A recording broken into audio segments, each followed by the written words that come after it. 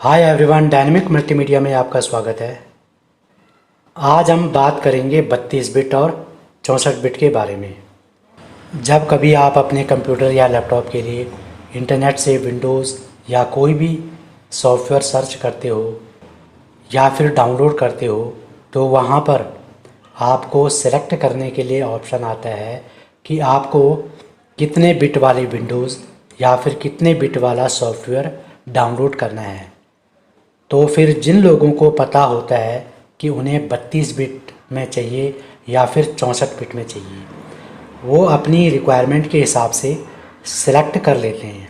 लेकिन कुछ लोगों को शायद इनके बारे में कन्फ्यूजन रहती होगी कि आखिर ये 32 बिट और 64 बिट का मतलब होता क्या है और उनके कंप्यूटर के लिए कौन सा बेस्ट रहेगा। तो इस कन्फ्यूजन को दूर करने के लिए मैं आज की इस वीडियो में आप लोगों को बताने वाला हूं कि आखिर ये 32 बिट और 64 बिट होता क्या है। इसके बारे में तो मैं आपको विस्तार से बताऊंगा ही, साथ ही ये भी बताऊंगा कि आखिर ये बिट होती ही क्या चीज़ है और इसका क्या लॉजिक है, और साथ ही आपको समझाने की कोशिश भी करूंगा कि 32 बिट और 64 बिट में क्या डिफरेंस होता है। अगर आपको थोड़ा कुछ मालूम हो इसके बारे में तो आज ये वीडियो देखने के बाद आपको इसके बारे में पूरी अच्छी खासी जानकारी मिल जाएगी। या फिर आपको इसके बारे में बिल्कुल भी जानकारी ना हो तो भी आप इस वीडियो को पूरा ज़रूर देखें। मैं यकीन के साथ कह सकता हूँ कि ये वीडियो देखने के बाद आपको इसके बारे में ठीक ठाक जानकारी प्राप्त हो जाएगी। और आगे बढ़ने से पहले मेरा आपसे एक निवेदन है कि अगर आप चैनल पर नए हो तो चैनल को सब्सक्राइब ज़रूर करें, और अगर वीडियो अच्छा लगे तो वीडियो को लाइक करें ताकि मुझे भी आगे इस तरह की वीडियो बनाने का मोटिवेशन मिलता रहे। चलिए शुरू करते हैं। देखिए, 32 बिट और 64 बिट, इनमें 3 इम्पॉर्टेंट चीज़ें होती हैं। Number 1 processor, number 2 OS operating system यानी कि विंडोज़, नंबर 3 सॉफ्टवेयर जो आप अपने कंप्यूटर में इंस्टॉल करते हो। देखिए, सबसे पहले इसकी कहानी शुरू होती है प्रोसेसर से। इनमें से सबसे पहले आया 32 बिट का प्रोसेसर और 64 बिट का प्रोसेसर।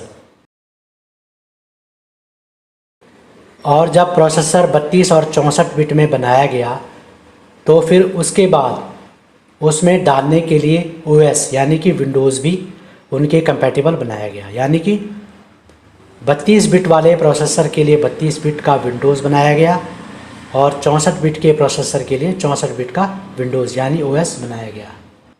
फाइनली जब हमारे पास दोनों प्रकार के कंप्यूटर रेडी हो गए, एक 32 बिट वाला कंप्यूटर जिसमें 32 बिट का प्रोसेसर और 32 बिट की विंडोज़ है, और दूसरा 64 बिट का कंप्यूटर जिसमें 64 बिट का प्रोसेसर और 64 बिट का विंडोज़। अब कंप्यूटर में सॉफ्टवेयर की ज़रूरत पड़ती है, तो फिर 32 बिट के विंडोज़ के लिए 32 बिट का सॉफ्टवेयर बनाया गया और 64 बिट के विंडोज़ के लिए 64 बिट के सॉफ्टवेयर का वर्जन बनाया गया। और इस तरह से सबसे पहले आया प्रोसेसर, उसके बाद आया विंडोज़ और फिर सॉफ्टवेयर। अब इतना आप समझ ही गए होंगे कि इन तीनों में से सबसे पहले कौन आया और किसकी वजह से आया। अब इतना समझने के बाद हम बिट के बारे में जान लेते हैं कि आखिर ये बिट होता क्या है। आप लोगों को इतना मालूम ही होगा या फिर आपने कहीं पढ़ा होगा या फिर कहीं सुना होगा कि कंप्यूटर 010101 की वैल्यू से चलता है। इस 0101 का मतलब ये होता है कि कंप्यूटर हमारा जो भी कुछ याद रखता है, इसमें जो भी डेटा स्टोर होता है, जो भी सेव रहता है, उसको वो 0101 की वैल्यू से ही पहचानता है। अब ये 0101 प्रोसेसर के लिए एक एड्रेस की तरह भी है और एक घर की तरह भी है। कुछ ढूंढना होगा तो 0101 के नाम से ढूंढेगा, और कुछ स्टोर भी करना होगा तो या कुछ सेव भी करना होगा तो वो भी 0101 के हिसाब से सेव करेगा। तो चलिए अब ये मान लीजिए जैसा कि हमारे पास सिर्फ एक बिट है, तो यहाँ पर हम कितनी वैल्यू स्टोर कर सकते हैं, 0 और 1। यानी कि एक बिट में 2 ही डिजिट आ सकते हैं, 0 और 1। और अगर हमारे पास स्पेस है 2 बिट की, तो यहाँ पर हम 0101 के कितने तरह के सेव कर सकते हैं। देखिए आप डिस्प्ले पे दे सकते हो इमेज में, नंबर 1 00, नंबर 2 01, नंबर 3 10, नंबर 4 11। अब ये 4 के बाद हम इसमें कोई भी 5वां जोड़ा नहीं बना सकते हैं। अगर बनेगा भी तो इसके जैसा ही होगा, मिलता जुलता होगा, इसका डुप्लीकेट ही होगा। अब ठीक इसी तरह से अगर हमारे पास 3 बिट हैं, यानी कि हम 3 डिजिट में 0101 के जितने भी जोड़े बना सकते हैं। अब आप इस इमेज में देख सकते हो कि इसमें हम 8 जोड़े बना सकते हैं, और अगर 9वां जोड़ा बनाएंगे तो वो किसी न किसी का मैचिंग हो जाएगा। ये बिल्कुल सिंपल मेथड है जो आपको बिल्कुल अच्छी तरह से समझ आ गया होगा। अब इसी तरह से 4 बिट में हम 4 अंकों वाले जोड़े बना सकते हैं, यानी कि 0101 के हम 16 जोड़े बना सकते हैं। और 5 बिट में 5 बार 0101 आएंगे, जिससे हम 32 जोड़े बना सकते हैं। और इसी प्रकार से 6 में 6 डिजिट, 7 में 7 डिजिट तक 0101 का इस्तेमाल कर सकते हैं। और इनके जोड़े कितने होंगे, ये हर बार 2 से गुणा होते जाएंगे। जैसे आपने देखा एक बिट में 2 जोड़े थे, वो 2 से गुणा हुए 4 हो गए, और फिर 2 से गुणा हुए 8 हो गए, और फिर 16 हो गए, और फिर 32 हो गए। इसी तरह से 32 अंकों का इस्तेमाल करके, यानी कि 32 बिट का इस्तेमाल करके कितने सेट निकलेंगे, ये आप स्क्रीन पर देख सकते हो। ये इतना बड़ा नंबर है कि इसको ठीक से पढ़ के सुनाया भी नहीं जा सकता। चलिए हम इसको शॉर्ट फॉर्म में कन्वर्ट कर लेते हैं ताकि हमें छोटा नंबर मिल जाए। सबसे पहले हम इसको केबी में, यानी कि किलोबाइट में कन्वर्ट करेंगे। 1 केबी में 1024 बाइट्स आती हैं।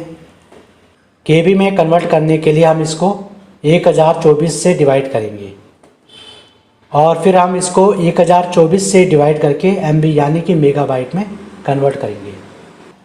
और अब आप देख सकते हैं कि ये 4096 एमबी बना है। और अब इसको अगर हम 1024 से डिवाइड करेंगे तो इसका टोटल वैल्यू आएगा 4 GB, यानी कि 4 गीगाबाइट। अब ये सारी कैलकुलेशन करने के बाद 32 बिट की वैल्यू निकली है 4 GB, यानी कि हमारा जो 32 बिट का प्रोसेसर है उसकी 4 GB से ज़्यादा मेमोरी नहीं होती, यानी कि वो 4 GB से ज़्यादा याद नहीं रख सकता है।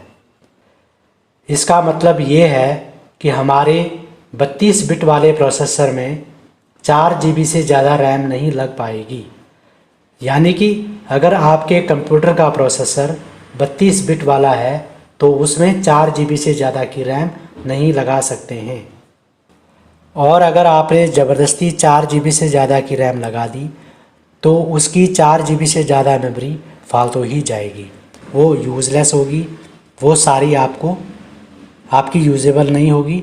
यूजेबल होगी आपके सिर्फ 4 GB तक। और जब 4 GB के रैम वाले कंप्यूटर की स्पीड कम लगने लगी और फिर 4 GB से ज़्यादा सपोर्ट करना 32 बिट वाले प्रोसेसर की बस की बात नहीं थी, इसलिए आया 64 बिट का प्रोसेसर। और अगर इसी तरह से 64 बिट की कैलकुलेशन की जाए तो फिर फाइनल नंबर निकलेगा 16 EB, यानी कि 16 एक्साबाइट का। अब ये एक्साबाइट को भी समझ लीजिए, 1024 MB को मिलाकर बनता है 1 GB। 1024 GB का होता है 1 TB, 1024 TB का होता है 1 PB, और 1024 PB का हो गया 1 EB, यानी कि 1 एक्साबाइट। यानी कि आप 64 बिट के प्रोसेसर के ऊपर 16 एक्साबाइट तक की रैम लगा सकते हो। अब इसके लिए 64 बिट का ऑपरेटिंग सिस्टम यानी कि विंडोज़ भी लाना पड़ा और इसके लिए फिर सॉफ्टवेयर भी लाने पड़े। अब इतना तो आप समझ ही गए होंगे कि 64 बिट बढ़िया होता है 32 बिट से। और आप बात करते हैं 64 बिट के परफॉर्मेंस की। 64 बिट के परफेक्ट परफॉर्मेंस के लिए आपके कंप्यूटर का हार्डवेयर भी 64 बिट में ही होना चाहिए। 64 बिट के प्रोसेसर के साथ साथ 64 बिट का ही ऑपरेटिंग सिस्टम यानी कि विंडोज़ भी होना चाहिए और जो सॉफ्टवेयर्स इंस्टॉल करोगे वो भी 64 बिट में ही होने चाहिए। इसका मतलब ये है कि अगर ये तीनों चीज़ें 64 बिट की होगी तभी आप 64 बिट का मज़ा ले पाएंगे, तभी आपका कंप्यूटर 64 बिट की परफॉर्मेंस देगा। अगर तीनों में से एक भी 32 बिट में होगा तो फिर आपका कंप्यूटर 32 बिट वाला ही परफॉर्मेंस देगा। मुझे लगता है अब आप अच्छी तरह से समझ गए होंगे कि इन तीनों का कॉम्बिनेशन बनना चाहिए। अगर इन तीनों में से एक भी 32 बिट का होगा तो फिर आप 4 GB से ज़्यादा रैम का इस्तेमाल नहीं कर पाएंगे। इतना समझ लो कि अगर आपका कंप्यूटर 64 बिट वाला है लेकिन अगर आपने उसमें 32 बिट वाली विंडोज़ डाली है और आपने उसमें रैम लगाई है 8 GB की, तो फिर भी उसमें सिर्फ़ और सिर्फ यूजेबल होगी 4 GB या उससे भी कम। बाकी की रैम आपकी फालतू ही जाएगी। इसीलिए इन सब के कॉम्बिनेशन को समझना बहुत ही ज़रूरी है।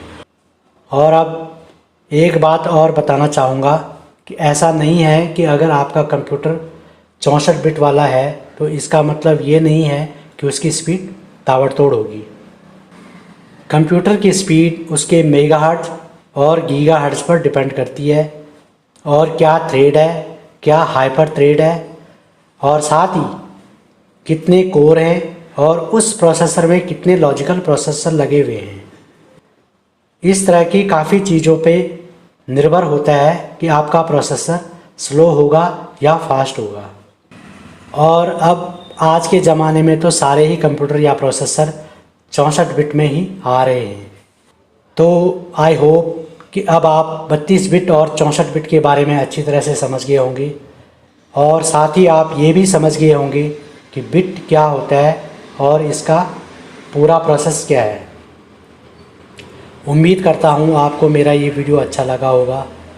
अगर आपको मेरे इस वीडियो से कुछ सीखने को मिला हो तो प्लीज़ वीडियो को लाइक करें और अपने फ्रेंड्स के साथ भी शेयर करें। और अगर आपके मन में कोई कन्फ्यूज़न हो तो आप नीचे कमेंट बॉक्स में कमेंट करके पूछ सकते हैं।